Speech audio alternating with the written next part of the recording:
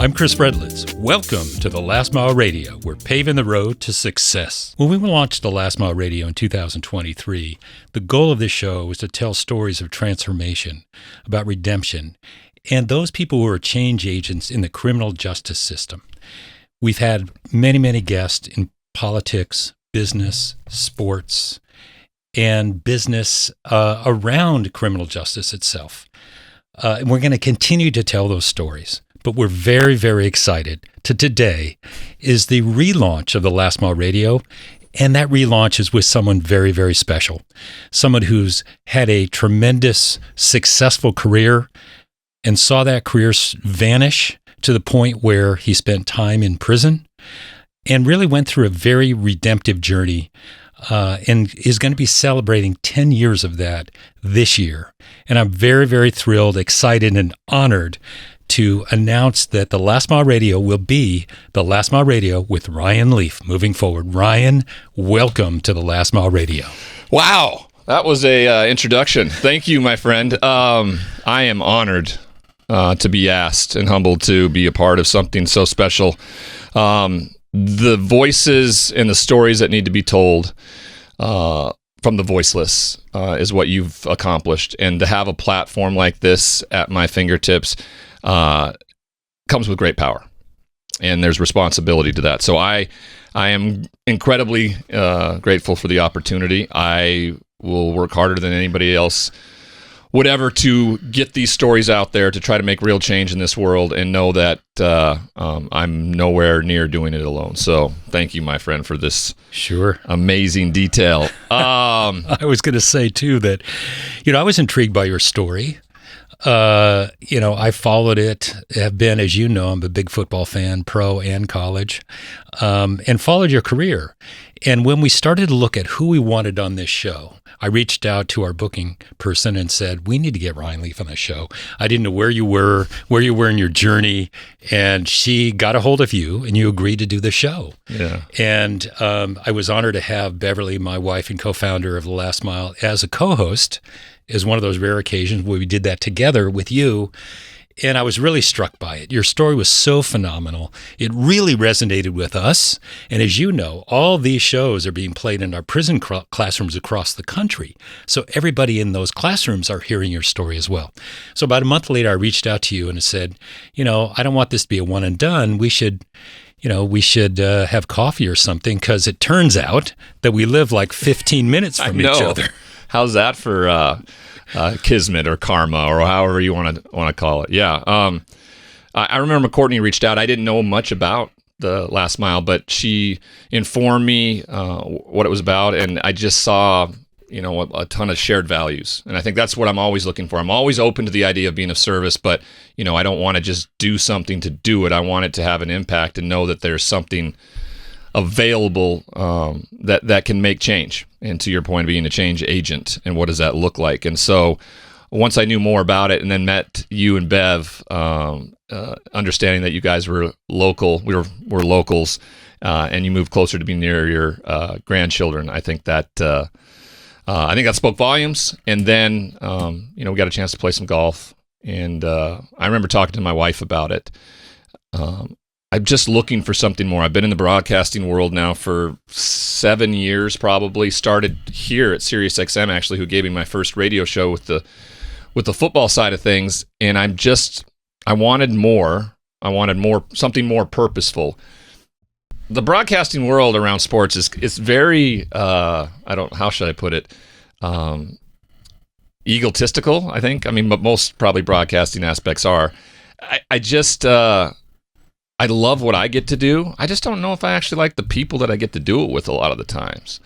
And so I wanted to find another avenue or outlet that could effectively, make my life better. And when I tell my story, and I'll continue to do that to introduce myself to our audience, when you make it about other people, as it turns out, your life gets better. And so I've been searching for these types of opportunities, and they're rare to find the real deal, to find the people that are invested, that have the same shared values, that are willing to do the real work. And I thought we did. And And this, came about slowly but surely. And the fact that I've been in the broadcasting world and the Last Mile had a radio show, I think it fit perfectly for our ability to reach the masses and trend in a little bit of a different direction, being able to tell the stories, but also have someone in this chair that I think can be related to when I'm talking to these individuals. It may not be as what seems like is dire in some situations. In my life at the time, it felt as dire. It felt like it was the end of the world. But sitting across from these individuals are going to be able to look at me and go, hey, that dude has been exactly where I was at. And I trust him.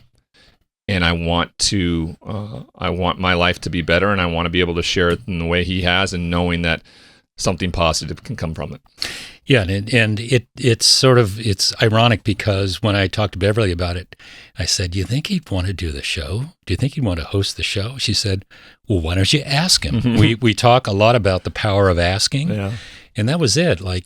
And you were very receptive because you have a lot of things you're doing. I mean, you're a busy guy, and you'll talk a lot about what you're doing in the future. But the fact that you would consider it and then think about the platform that we can help create together, I think it's really powerful. By the way, that golf course, you're no joke when it comes to golf.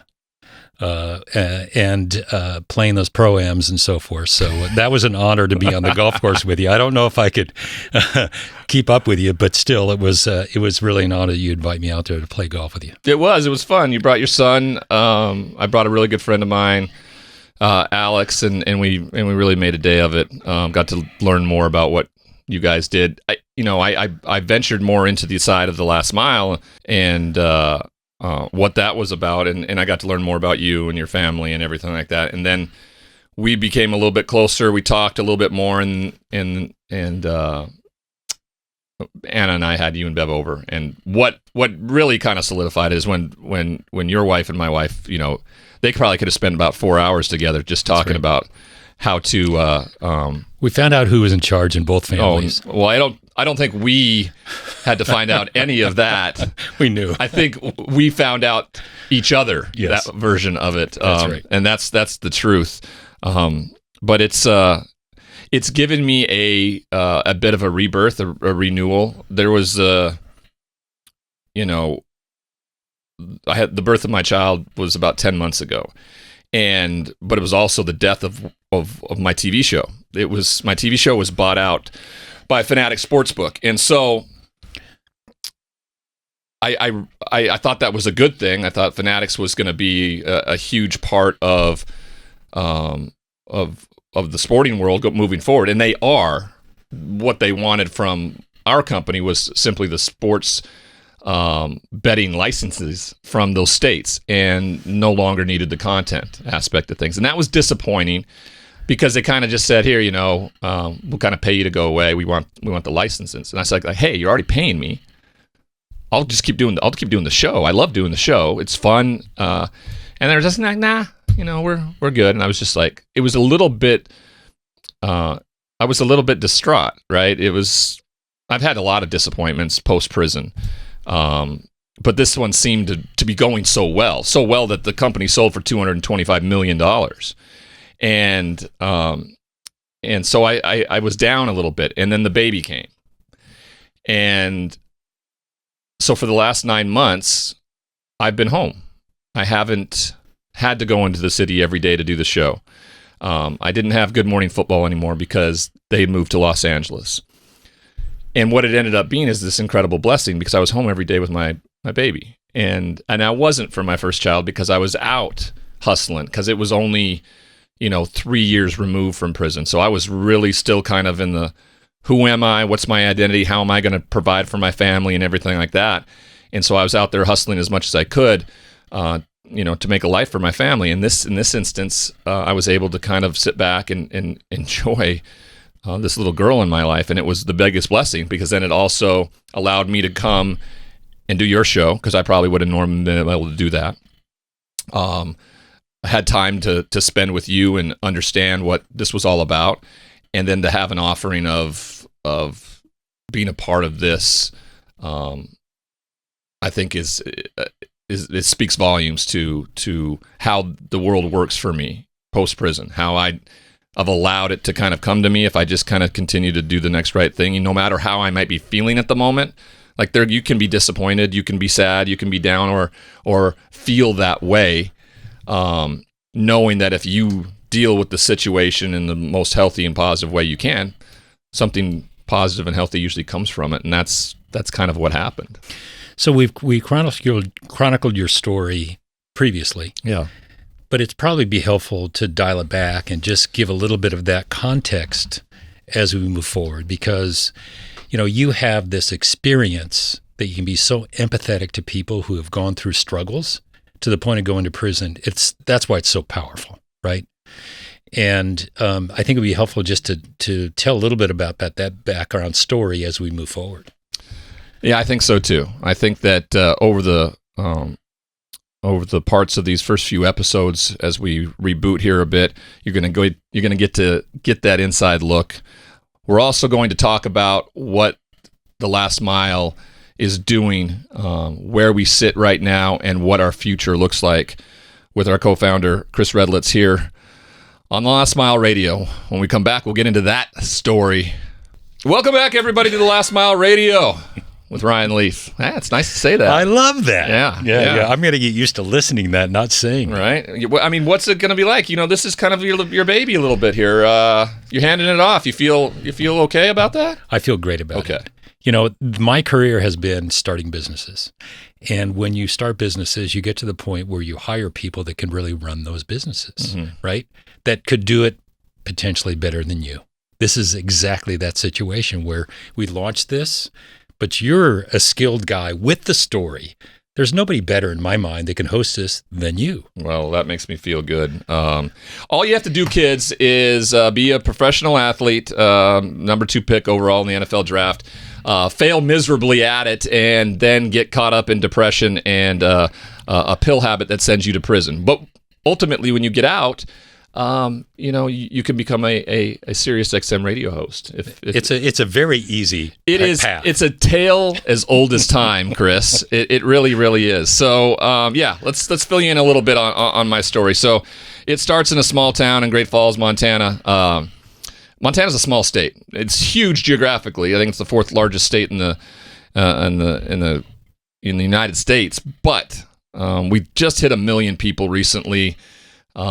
I'm the only Montanan who's ever been drafted in the first round of the NFL draft. So there are more first-round draft picks in the Manning family than the state of Montana. So I was never supposed to go anywhere. There's always been great athletes in Montana. They've been, though they've been few and far between, there's been some really good ones. In fact, a couple of them grew up right on my block. A guy by the name of Dave Dickinson, who was my hero, went to the University of Montana, ended up playing in the Canadian Football League for years, still coaches up there. He's a Hall of Famer. He's a collegiate Hall of Famer, actually. So there's always been great athletes, but I don't think that everybody or anybody assumed that there would ever be, the professional athlete. And so growing up in a very conservative and, frankly, white community, they wanted a different version of who I was. I grew up during a time where the Fab Five were my heroes, and it was Jalen Rose, and it was Chris Webber, and it was that crew. Did you have the big shorts? Oh yeah, I had the baggy shorts. I had the shorts down to my knees. I had the black socks. I had my head shaved. I had earrings. So what? Probably didn't resonate in Montana very well. No, Montana wanted a professional athlete. Instead, they got me. That's exactly the truth. And so, I didn't think I was behaving poorly. I think that the people that viewed the Fab Five or viewed me just didn't like that. They didn't like those people. And so I got my first real lesson in shame. And it stemmed even more into my family because my mom, who was the oldest of 5 daughters, who ultimately, I think, raised those daughters for a long time and was a daughter of an alcoholic, was so fearful that people may get to... She didn't like people looking at her son. And when you're the best athlete to ever come out of the state of Montana, people are going to look at your son. And if he doesn't dress the same or talk the same as everybody else, they're going to look at your son. And she was so fearful of that in a way she had a hand in shaming me too. So I never felt comfortable looking in the mirror and going, like, what I saw in there, that's good enough. Like, he's okay. That me, just being me, is good enough. What I saw was, I'm bad. That's what I was told. And at first it was a child in how I dealt with it, right? It was like, crying and why, and, what did I do? To then when I got really good, especially at basketball, it was a pretty much, I'm going to show you, it became this real chip of resentment. Were you accepted by your teammates, or were they treating you differently also? They treated me differently also. I think that the way we were coached by this coach who was a very, I don't know if any of you listeners out there have seen the movie Varsity Blues, John Voight's character. Sure, yeah. That coach. Yeah. He was very much like our coach in high school. Really successful, won championships forever, but never evolved or never changed. He was just very different when it came to that, and it was about it was about winning, and it was winning at all costs, and it was my way. And so a lot of the guys, bought into that. And during that time, when I was a junior, when we won the state championship, actually, his son was playing on the defense, and we were really good. And there was just, moments where he would look at me, and I would think that I was just the worst thing in the world in how he made me feel. But he did that with everybody. He did that through fear. He scared people into trying to get the best out of them. As I found out later in life, as I would go on and play for one of the greatest head coaches I've ever met in my life, and Mike Price at Washington State, you don't have to coach through fear to get the best out of people. In fact, when you don't, you get a better version of that. And so when I went off to college, I was pretty angry. I was angry with the people in Montana. I was angry with the coach. I was angry because I didn't get to enjoy any of it, though I was considered to be this prodigy. And so I just wanted to, what I wanted to be is I wanted to be, this little hick from Montana who loved to compete and be liked, And when I got to Washington State, that's who I became. That's what the state of Washington received me as. It's arguably the best 4 years of my life. I don't want to ever compare to what the last 10 years have been, which have been amazing. But at that time, it was the best 4 years of my life. And why Washington State? Because you had a lot of offers. Like, why there? Mike Price. Yeah. Yeah. He convinced me. I believed it was a leap of faith. It really was. I was watching the Rose Bowl, and he called that day, and he asked me what I was doing. I said I was watching the Rose Bowl, and he said, well, I'll make you a deal. You come here, and we'll play in that game together. And I bought it. Hook, line, and sinker. And I went. I went into mom and dad's bedroom, and I said, I'm going to Washington State. And they looked at me. They were like, they thought it was a good decision. It's the only trip my dad made with me for a recruiting trip. It was close enough to home, but far enough away for some independence and things like that. It seemed to fit. And in a way I went. And I hadn't done the research. I hadn't realized they hadn't been to a Rose Bowl since 1931. So it was a huge leap of faith on my part. And I did that. But we did it. We won a championship. We went to the Rose Bowl. We played for the national championship. I was a Heisman Trophy finalist. Anything that I'd ever dreamed of. And the state of Washington absolutely wrapped their arms around me. Like they love me for who I was, flaws and all. Right. And so it made me even angrier at Montana. It was always something weird because I was a child. How could all these people and adults and stuff treat a child like that? So when I was still, ironically, a child emotionally, about to be drafted into the NFL at 22 years old and given $31 million, the biggest thing for me in all of this, instead of going and taking the high road and maybe forgiving my hometown and forgiving those who may have treated me poorly and saying, hey, I forgive you. Let's do this together. Let's go on this ride together. Instead, I just looked at him and said, I fucking told you. And I'm going to rub it in all your faces now. Wow. So you can tell there's no conversation around crime or drug or drink in my life when I went into the NFL. I mean, there wasn't. It didn't exist. I used to show up at parties with 6 packs of 7-Up because I thought I was morally superior to those who drank or did drugs or anything like that. I just thought that was, those people were morally bankrupt, is the way I viewed that.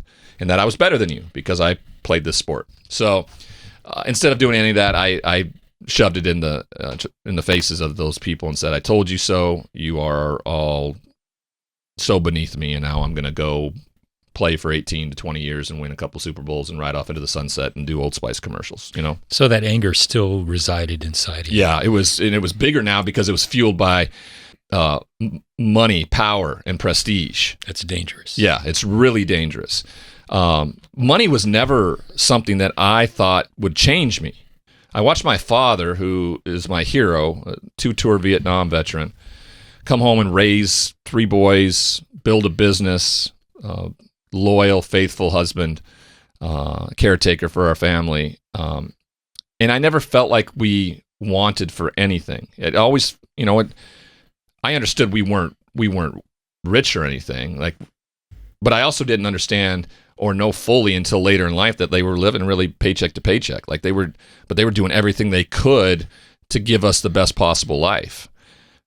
And as parents, and now that I am a parent, I want to do the same for my kids, and they don't know how we go about it. All they know is that, they don't have those fears or worries at night when they lay their head down. I think that's what every parent wants for their children. So I ended up in San Diego, which I thought was a great fit. It was on the West Coast. I had family there, and it started great. We won our first 2. I won my first 2 starts, which hadn't happened since 1983, and John Elway as a rookie.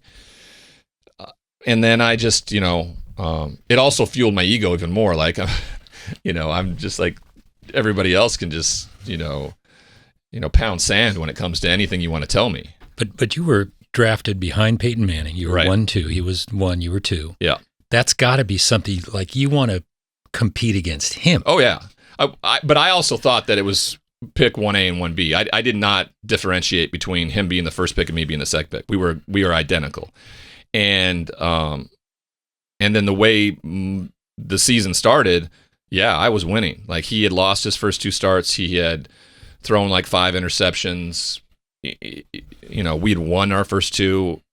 It was Pepsi just had come in and given me a big deal. I mean, it was like everything I had thought. This was, this is exactly how I had dreamt it. I've manifested it, and now it's my destiny to finish it. And I suppose when that moment happens in your life where you fully realize that, or you think you realize that, life gives you an opportunity to deal with an adverse situation in a positive and healthy way, yeah, or a negative and toxic one. And because I was fueled so much by, now I should say this, when you're fueled by this negativity for a while, I mean, it can pay dividends, right? It can move you towards something as a chip on your shoulder. But when it consumes you, it can consume everything around you like a black hole. And that's exactly what it did to me. And we played Kansas City the next week. I was in the hospital all week with a staph infection. I tried to played the worst football game of my life. Playing the worst football game of my life isn't the problem, isn't the story here, isn't the problem, isn't anything. Everybody has a rookie moment. Everybody plays a bad game. I mean, there were so many excuses available to me after that game, having been in the hospital with a staph infection all week, not practicing, not knowing the game plan. The game was in an absolute hurricane. It rained sideways like crazy. No one played well. The field was a sloppy mess. So I have all of these things that we could have used after the game. Was in the hospital all week. Terrible conditions. Rookie moment. Hey, welcome to the NFL, kid. Sure. Little shrug on your shoulders and a little, smile on your face. Like, yeah, first time you go up against Griffey as a pitcher in the league and he knocks one out of the park on you, you kind of smirk and go, all right, I welcome to the majors, kid. But no, I was so fearful around the idea of being found out, I guess, like this imposter syndrome of egomaniac with a self-esteem problem. But you'd never lost either. You always won, and all of a sudden your team is losing. I still thought we weren't even losing. We lost a game. We were 2-1. Like, if I were to have gone out the next week, well, I should add, I yelled at a reporter the next day. It got caught on video. The internet had just started. I'm dating myself here. So if you want to go and Google Ryan Leaf and, petulant child rant, you'll see it. Like, it's me yelling at a reporter. I look like a giant toddler baby. I get hauled off to the showers by Junior Seau. It's a caricature of me, but it's a humiliating and embarrassing moment on top of playing horribly and being embarrassed and humiliated. And then to follow that up, my dad was in town with some of his business acquaintances, and he helped me write an apology the next day. But you watch me, and you can this stuff, by the way, like you don't have to take my word for it. You could, it's all documented. You can go online, just Google these things. You'll see the story play out in real time. My dad helped me craft an apology. I did not want to read it. They have it on film. I read it. I'd look like a child reading it, and then I just toss it nonchalantly into my locker. I'd look like a child. I am. Arguably, on my maturity level, is probably 13, is what I think. I'm a 13-year-old with as a CEO of a Fortune 500 company, and I have the emotional aptitude of a 13-year-old. Is what it is. To be the leader of men, and I'm a child, and it just goes from bad to worse. You can't expect to play the best defenses in the world when you're battling the media, teammates, family, everybody during the week, in your central nervous system's on tilt. But if I go out against the Giants in week 4 and throw 4 touchdown passes, all is forgiven. It's what the institution of football is in our country. You can be the biggest asshole in the world, but if you are a baller, people are willing to give up that that idea of you. They probably would have turned it around and go, hey, that reporter deserved it. That's how it probably would have been spun. But instead, I threw 4 interceptions against the Giants. I've never thrown in 4 interceptions in my life to that point, ever. And so they even I got benched. They even ran a Make-A-Wish Foundation commercial on the Jumbotron during the 3rd quarter. And I had done these commercials a few weeks back when I was the toast of the town with these terminally ill kids. And it got booed. Wow. I mean, they're not booing the kids. Yeah. They're booing my ass. Yeah. And it was over. It was over. I would play 5 years in the NFL, which is, twice as long as the average length of an NFL career, 2.8 years almost. But I can honestly tell you my NFL career was over after 4 games, and I had won 2 of them. Wow. Because of how I dealt with it, not because of how I played. We've seen Hall of Famers go out and throw. I mean, you look at John Elway's first 4 games in comparison. It's about how you deal with failure. I never saw failure as an opportunity to do it better the next time. I saw it as the end-all, be-all. I was Ricky Bobby, man. It was first or last. That's it. So talk about that, because it does get worse from an emotional side. Yeah, it does get worse. We'll get to the worst parts of it here when we come back. You're listening to The Last Mile Radio with Ryan Leaf. Welcome back to The Last Mile Radio here with Ryan Leaf. Episode 1 of the reboot. It is the reboot. The reboot. Yes. It's like Prince, right? I'm the symbol. I don't know how. Do you have a symbol? I don't know if I have a symbol. We should create a symbol. We should create a symbol. Yeah. Okay. You know what? We used to, like Nike, when I first signed with Nike, they had a leaf. and it was almost like a maple leaf, but it wasn't like the Canadian flag maple leaf, but it was big enough where you could put a 1 and a 6 in the middle of it. That would have been on my Nike shoe. I have the prototype sitting on my on the wall in my office, and I see them quite often. They were ready to go to market. They were ready to put them out and everything like that, and and I shit the bed. And so they backed it up, and now I have the prototype. If that would have happened, maybe there wouldn't have been an Air Jordan. Probably not. Not. But Air Jordan came out before then, so so let's go to the bane of the existence of it. Right, 5 years in the NFL, bounced around from a few teams here or there, but there was always something. And you'll hear this a lot, especially when we're talking with individuals about their stories. Things don't change unless you do. So no matter where I went, there I was. And I was the problem. And until I fixed me, there wasn't going to be, a change or anything positive. And so I ended up in Tampa with Tony Dungy, which was the best possible place you can imagine. My ego wouldn't let me be the backup quarterback. I asked to be released. I went to Dallas.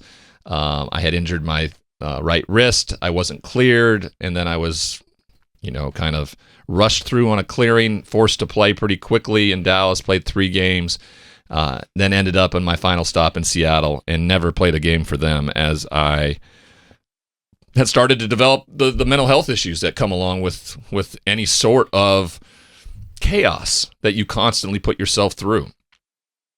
I was dealing with, I felt sad all the time. So I was clearly dealing with these issues, but I didn't understand mental health. Growing up in the cowboy culture of Montana and then in locker rooms my whole life, the simple thing is that I'd never seen another man actually say, I need help. Can you help me?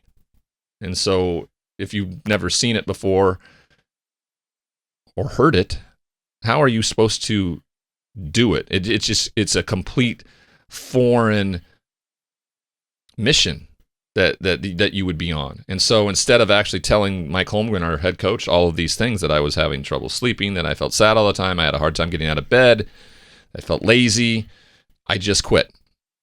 Like the thing I wanted to do since I was 4 years old, probably, be a professional athlete. I quit. I thought the money, the power, the prestige would still be there, and it was. The prestige was a little tarnished, but still, there's only been 27,000 NFL players ever to sign contracts. It's not like I'm not going to be well known, but unfortunately, I was going to be well known for a different reason. I said earlier that the internet had just started. So internet had just started. Sports talk radio had really become a big thing, where anybody could kind of just talk about it. The internet was just filled with message boards, and a theme had started, especially with the way that Peyton Manning's career went after year one. He struggled year one mightily, but he is like the epitome of the 180-degree opposite of me in terms of dealing with failure in a positive and healthy way. They went 3-13. He led the league in interceptions his rookie year. Year 2, they went 13-3. I mean, it was one of the most significant turnarounds, where I spent the entire second year on the bench because I had injured my shoulder and hadn't really told anybody about it. It was just a complete opposite ends of the spectrum in terms of how to go about things the right and wrong way. And so the internet speak to that was Ryan's the biggest draft bust of all time, where Peyton is arguably one of the greatest drafted players of all time. And so that's the world I live in. And so when you walk away from that thinking that your name's going to go away, that's not the truth. That's not how it works. They won't let it go away, because every April there's a draft. And when you have a draft where you take 6 quarterbacks in the first round, like they did just here this last April, your name gets brought up a ton. Don't draft the next Ryan Leaf. Don't be a bust like Ryan Leaf. All these things. And then a lot of the, falsehoods and revisionist history about things like, this guy just sucks. This guy is just horrible. And it's none of those things. if I had the ability to deal with things in the right way, it could have looked a lot different, but it didn't. And this is the story, and this is how it plays out. But that person who has the emotional aptitude of, like I said, a 13-year-old doesn't cope with things well. And so instead, he has to find a way to numb those feelings. Well, the way I'd numb any sort of feelings my whole life was to compete. Like that was the end all be all. I would compete at everything and anything, and I would win. And if I didn't, we were going to run it back, and I was going to embarrass you in the process. Well, now the competition was essentially gone. So I would look for different ways. I didn't want anybody to see me. I was living in San Diego where I was hated. I was married to a wonderful woman who had a beautiful family. But the only reason I really, welcomed her into like my little world was because she was just gorgeous and people loved her. And I figured that if she was, and it's the way I treated most women, right? I objectified them. If they looked beautiful on my arm, that was the only reason why they were there. It wasn't about any sort of intimacy. And so, but we were living in this house that we'd built our dream house there in San Diego, and no longer really a relationship. Me being kind of a, Howard Hughes shut in now, where we lived in this beautiful home that overlooked the ocean and this golf course, and my drapes would be drawn every day, and I was just in this complete clinical depression, which I wouldn't know was real because I didn't seek out any help or understand what was going on. So instead, I was with some boys of mine, and we were in Vegas for a fight, and they were announcing celebrities in the audience at the MGM. And listen, I'm a narcissist, so I am the guy that wants to be recognized, but I'm also, the guy that's like, don't recognize me, please don't recognize me, because I usually know it's going to be a negative response. But then like 15 minutes in, I think like, why isn't anybody recognizing me? Yeah. It's the narcissism that exists with me. And so they announced the celebrities in the audience, and they think they did Dr. Dre and Tiger Woods and Charles Barkley, and the place went berserk. And they got to me, and they announced my name, and the whole place just booed and hissed. But it's not like that hasn't happened before. And when you play on the road, it's in the NFL, it happens. But you have this armor on, and you have a chance to combat that. You can go out and play really well, shut everybody up. Like this moment, my addict mind, and I should start and preface this with, I think I was a drug addict long before I ever took a drug. Just, there's OCD and there's compulsiveness to me, and manic just behavior that studying and working with addicts over the last 12 years of my life, I understand that I was probably a drug addict long before I ever took a drug. And that night after the fight, I went to these parties, and there were Super Bowl champions and there were Hall of Famers there where I always felt less than, and I felt judged. A lot of fear going in and out of those rooms. But I also wanted to be seen and wanted to make sure everybody knew that I'm still rich and famous and better than you. And when I walked into this room, I encountered an acquaintance of mine, and he offered me some Vicodin. Now, I knew about Vicodin my whole life because I've had 15 surgeries and orthopedic surgeries, and I was always given this painkiller afterwards for the acute physical pain that exists. And it worked. It always did. It took away the physical pain, which is why it was invented. I knew I liked it. I knew that I liked how it made me feel because it didn't make me feel any pain. What was different now is I was in a ton of emotional pain, and so he offered me a couple pills, and I mixed it with the alcohol I was drinking that night at these parties, and it worked like it always had. It's called a painkiller for a reason. I was in pain, and it was killed. And I went in and out of these parties, and I didn't feel any of that fear, any of that judgment, any of that less than. I just didn't feel anything. And I think I'd been searching for that for as long as I could have thought of. I just didn't want to feel anything. I'm so sick and tired of feeling just beat up. As it turns out, I just felt like I was beat up since I was whatever I was at 13. Whenever I got placed on that pedestal, and people didn't like the version of the thing they put on the pedestal, and I looked in the mirror and I didn't like that person because I was told that was bad. So now I really couldn't look at myself in the mirror because now I'd found the answer. And it was this white pill. And so for the next 8 years, probably, I would argue, I was in constant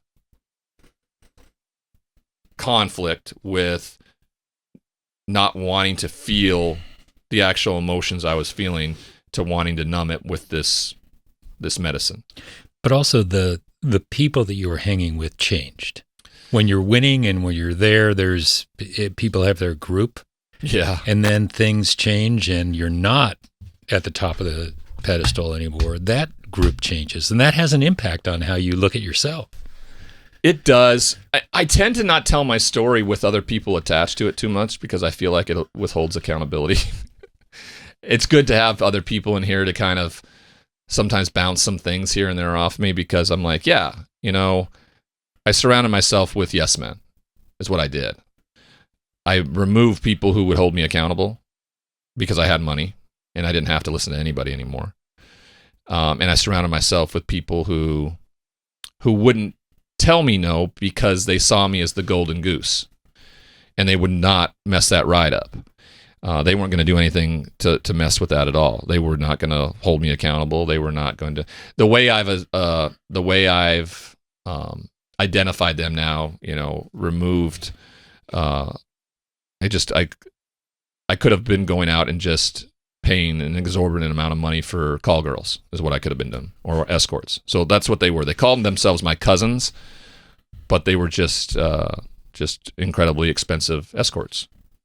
Where I didn't want to be alone. I wanted to enjoy all the things that I wanted to enjoy, but I wanted to do it with a entourage that told me everything was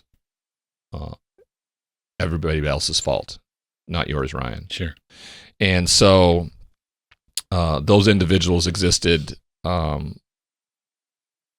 little bit while I was playing, but just completely absorbed all of my post-career over those years. They wouldn't say anything around my drug use. They wouldn't say anything around the amount of money I was spending because, again, they were the ones on the private jets and flying to Mexico and staying on the yacht, all those things. That they were a part of that. Why would they want to disrupt that in any way? Well, as it turns out, if you unconditionally care about somebody, you disrupt that immediately for somebody if they're in harm's way. And so this continues to spiral. My wife and I, we get a divorce. I go back up to Washington State to finish my degree because that's what you do. I needed to get into a profession that I felt comfortable with. Well, what's a failed football player's profession look like? Well, it's usually coaching. You can't do, you teach mentality, which is probably the worst thing I could have think of. Why put myself back into that world? At times it was gratifying because I got to watch these young players that I taught and articulated something to have success. I mean, they won championships. I even got one of my quarterbacks drafted into the NFL at a Division II school in Texas. But I was a mess. Like I never got any or sought any help. I was a mess, to the point where it finally became criminal, where I was asking my players who were injured for their pills to doctor shopping there in the community in Texas. And I'm not a great criminal. I don't know how to be a criminal. I mean, also I'm 6'7", 275 pounds. Like I'm not Catwoman either. I'm not going to be like being able to sneak in and out of people's homes. And so I was caught and I was confronted and I was a news story again. I am not a local fuck up, Chris. I am a national fuck up. All right. So when I mess up, it's everywhere. Bottom of ESPN, CNN, everywhere. And also I think it saved my life because, when it would happen again, when I would, go get sober and try to live my life in recovery, if you're not ready, if you're not willing to be accountable and own everything and not still have a ton of resentment around the people that you feel harmed you, there's no hope for you in terms of recovery. You're just going to be either a horrible dry drunk, or you're going to be a liar and do whatever you want. And that's exactly what happened. I ended up back in my hometown where I'm supposed to be the hero. Instead, I'm just, vilified. But now, like, it's they're able to go, I told you so. Like the way I did it, like, fuck you, I told you so. I'm going to rub it in your face. Now, years later, like, we knew all along. This was a piece of shit. And so, living in a little mother-in-law's apartment, all the money that I had is gone. And having relapsed due to my inability to commit and stay a part of the solution, a brain tumor that came out of nowhere.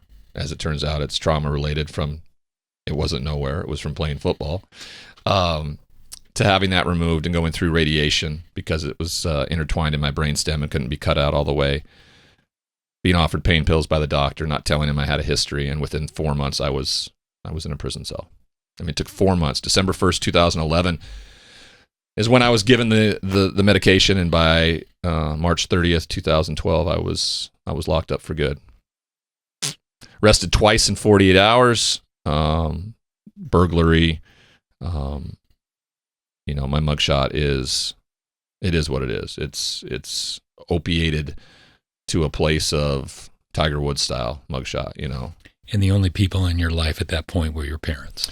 Yeah, I mean, they were my enablers, and that was it. There was no one else in my life. Yeah,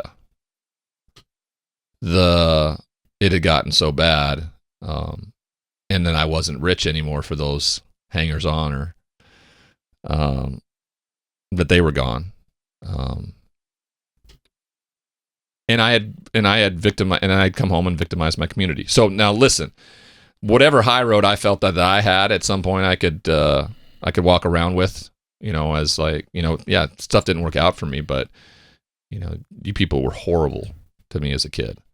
Well, whatever high road I had was gone because I came home and I victimized the community. Like I tell people all the time, like if you felt like someone was in your home, you just had this feeling that that you have when something's not right in between like 2010 and 2012. I probably was in the Great Falls area. Right. It was sickening. So you get arrested and you're preparing for prison. I wasn't preparing for prison. But I say that sort of in quotes because many people go to prison, they have no idea what they're getting into. Yeah, I have no idea. I mean, were you almost at a end your life frame of mind? Well, before the arrest, like I was arrested and it became this national news, and I found somebody to bond me out. I wrote a horribly bad check for the bond, and that's why I said I was arrested twice in 48 hours, because I was just searching for a way to get more pills. Because if I couldn't be high, then I thought I had to be dead. And so literally I found a knife and I slit my wrist from here to here, and it's still here, the scar. As I say that on the radio, as I gestate towards my wrist here. Yeah, I just thought it would... The idea that I thought it would be better off if I wasn't here was the right choice, I think speaks to the impulsive nature of suicide. It's never the case. It's immediately regrettable. That didn't take. I drove to my parents' house to park in the garage and do it. What a selfish act. They were the ones that would have found me. They weren't supposed to be there. They were supposed to be taking care of my grandparents because, again, once the eldest grandson had embarrassed the family immensely. But they were there. And so I peeled out and I found a house that had more pills that I remembered that had pills. I went in and got them. On my way out, the family pulled up. I talked my way out of it. I don't know if I talked my way out of it. I'm 6'7", 275 pounds, right? I mean, this guy and his family are there. Maybe they're scared to death and they just want to get me out of there, right? They ultimately call the police. The police show up, ask if anything's been taken. They say no. The police say, why don't you check your medicine cabinet? Sure enough, that is the case. They show them a little photo lineup, and they pick me out of the lineup, no problem. investigators like, how do you know? How do you know it's this person? They're like, because it's Ryan Leaf. Big forehead, buck teeth. Yeah, that guy. And they showed up that night and they arrested me. Second time in 40 hours, and this time I wouldn't get out. I would not get out. And I'm going to tell you the story about what my incarcerated time looked like. There was one more chance to run and end it all that would come about, like 50 days in, when I somehow convinced a bondsman to write me a bond again. I don't know how I got him to do that. I know how I got him to do that. I was still Ryan Leaf. Like, people who, could still be manipulated by me. Why? How would this person think that this guy who had $31 million is broke, right? Of course he can afford the bond, and it's not like he's going to go anywhere because everybody knows who he is. He can't disappear. He's not going to jump bail or anything like that. So, I convinced a guy about 50 days in, but those first 50 days is a different story. What followed after that in my incarceration story is not for the meek of heart. It was the hardest thing I've ever done. It was absolutely the higher power that exists in my life that wrapped me up and supported me. And then what has transpired the 10 years since that day I walked out on December 3rd, 2012, or December 3rd, 2014. Yeah, it's powerful. It's interesting to revisit. But I know that those who are listening to this can find hope in it, because what prison loves to do is remove all hope from anybody. And my hope is that having this platform, having the ability to speak to those who are actually and currently in the same place that I was, that there is some hope that is derived from this. So, welcome. Yes, well, that was an amazing recount, and the positive is there's a lot of positive that's going to come out of this, and you're going to talk about in future episodes about your journey, how you got to where you are today, and I think that's going to be super inspirational. So, as we pass the baton, I really, really appreciate you being here to sort of carry the torch moving forward. So, did you bring a baton? Beverly asked me to bring one, and I said, "Oh, that's kind of cheesy." Symbolic. It is cheesy, but we're going to do it. We'll do it. We'll figure it out. There you have it, everybody. Episode 1 here, The Last Mile Radio with Ryan Leaf on SiriusXM.